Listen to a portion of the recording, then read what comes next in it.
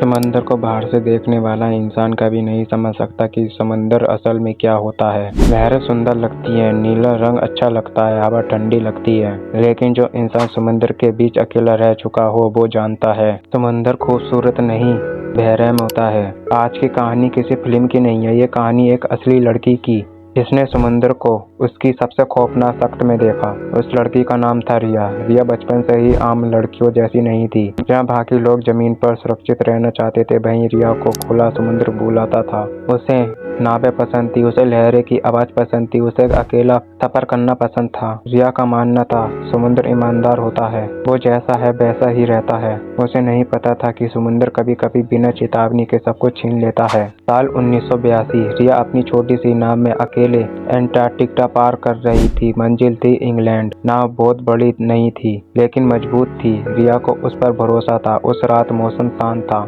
आसमान साफ था, तारे दिखाई दे रहे थे। रिया ने खाना खाया, नक्शा देखा और खुद से कहा सब ठीक चल रहा है। उसे क्या पता था कि यही रात उसकी जिंदगी की आखिरी सामान्य रात होने वाली है। आधी रात के बाद अचानक जोर का धमाका, इतनी तेज कि रिया की नींद सीधी डर से टूट गई। वो उठी, भागकर नीचे गई और जो सामने देखा उसे उसकी सांस रुक गई। नाव के अंदर तेजी से पानी भर रहा था। रिया ने पंप से पानी निकालने की कोशिश की, हाथ कांप रहे थे, दिल तेज से धड़क रहा था, लेकिन पानी रुक ही नहीं रहा था। अब उसे समझ आ गया, नाव बचने वाली नहीं है। रिया के पास शायद 10 मिनट थे या उससे भी कम। उसने बिना समय गवाए लाइफ जैकेट निकाली, थोड़ा सा खाना, थोड़ा सा पानी, एक छोटी सी नेविगेशन टूल और एक चाकू, बस। उससे ज्यादा वो कुछ और नहीं बचा पाई। फिर वो पल आया जिस पल से इस कहानी की असली शुरुआत होती है। रिया ने पीछे मुड़कर अपनी नाव को देखा, वही नाव जिस पर उसने अपने सपने देखे थे, और कुछ ही सेकंड में वो नाव समुद्र के अंदर हमेशा के लिए गायब हो गई। रिया रोई नहीं, चिल्लाई नहीं, वो बस खामोश हो गई, क्योंकि अब डर भी बेकार था।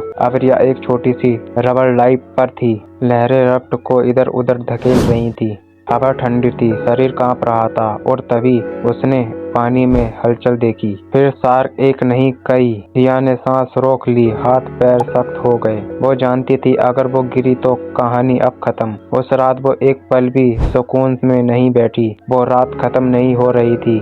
समुद्र में समय बहुत अजीब तरह से चल रहा था। पहले कुछ दिन रिया गिनती करती रही, पहला दिन, दूसरा दिन, तीसरा दिन, लेकिन कुछ ही हफ्ते में दिन खुद ब खुद खत्म हो गई। क्योंकि अब हर दिन एक जैसा हो तो दिमाग गिनना छोड़ देता है। रिया को जल्दी समझ आ गया था, पानी ही असली जिंदगी है। उसके पास जो बोतल थी वो कुछ ही दिनों तक खत्म हो गई। अब उसका पूरा भरोसा बारिश पर था। अब बादल आते तो रिया की धड़कनें तेज हो जाती। वो प्लास्टिक शीट फैलाती, हर बूंद को संभाल कर रखती। कई बार घंटों तक बारिश होती, कई बार हफ्तों तक एक बूंद भी नहीं गिरती। उन दिनों रिया का गला सूख जाता, जुबान मोटी हो जाती, फिर घूमने लगता। लेकिन वो जानती थी अगर उसने पानी बचाया नहीं इसका तो वो ज्यादा दिन नहीं टिकेगी। शुरुआत में रिया को मछली पकड़ने में डर लगता था। कच्ची मछली, कच्चा मांस, खून, लेकिन भूख हर दिक्कत से बड़ी होती है। उसने धीरे धीरे सीख लिया, डोरी काटा और धैर्य। कई बार घंटों इंतजार करने के बाद एक छोटी सी मछली मिलती, कई बार पूरे दिन खाली चला जाता। कुछ दिन उसे कछुए भी मिले। उनका मांस भारी होता, लेकिन उसे कई दिन तक ताकत मिलती। रिया अब खाने को नापसंद नहीं करती थी। खाना अब सिर्फ जिंदा रहने का जरिया था। समंदर का पानी नमकीन होता है, धूप जब उसी नमक पर पड़ती है तो तबसे चलने लगे। रिया की पीठ, उसकी गर्दन, उसके हाथ सब जल चुके थे, छाले पड़ गए थे, चमड़ी उतरने लगी थी। रात को ठंड और दर्द उसे सोने नहीं था। दिन में धूप उसकी आंखें जला देकर शरीर कमजोर हो जाता। पहले हफ्ते में शार्क देखकर रिया की कांप जाती, लेकिन जब हर दिन डर सामने आए तो डर आदत बन जाता है।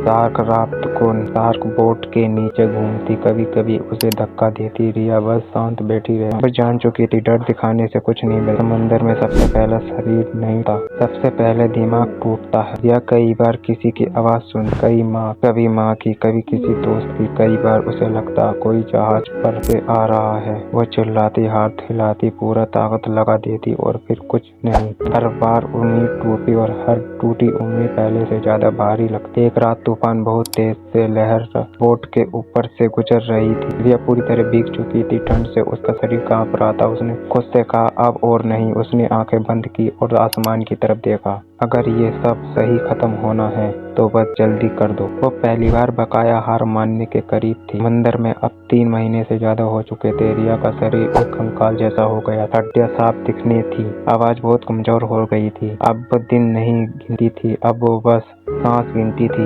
एक सुबह रिया की नींद खुली। आसमान थोड़ा अलग लग रहा था, हवा में नमक की खुशबू कम थी और तभी उसने दूर कुछ गहरा रंग देखा। पहले लगा आंख का धोखा है, लेकिन नहीं, वो जमीन थी। वो रोने लगी, हंसने लगी, रोने। 4 महीने बाद उम्मीद वापस आई थी। रिया ने अपने शरीर की आखिरी ताकत जुटाकर धीरे धीरे बोट को आगे बढ़ाया। हर सांस दर्द से रही थी, लेकिन उसका मन बस एक बात कह रहा था, ना, पास आकर मत हार। कुछ घंटे बाद एक मछुआरे की नाव उसके पास पहुंची। जब उन्होंने रिया को देखा तो शांत रह गए। वो जिंदी थे, लेकिन बहुत मुश्किल से। उसे नाव पर खींच लिया गया। रिया ने आंख बंद कर ली। 4 महीने बाद वो सुरक्षित थी। वो होश आया तो वो अस्पताल। डॉक्टर ने कहा, यह एक चमत्कार है, 115 दिन समुद्र के बीच अकेली जिंदा। बाद में रिया ने कहा, समुद्र में मुझे छोड़ दिया, लेकिन उसने मुझसे ये भी सिखाया कि इंसान सोच से कहीं ज्यादा मजबूत होते हैं। आज भी उसी कहानी उन लोगों को हिम्मत दी है जो सोचते हैं कि आगे अब कुछ नहीं बचा।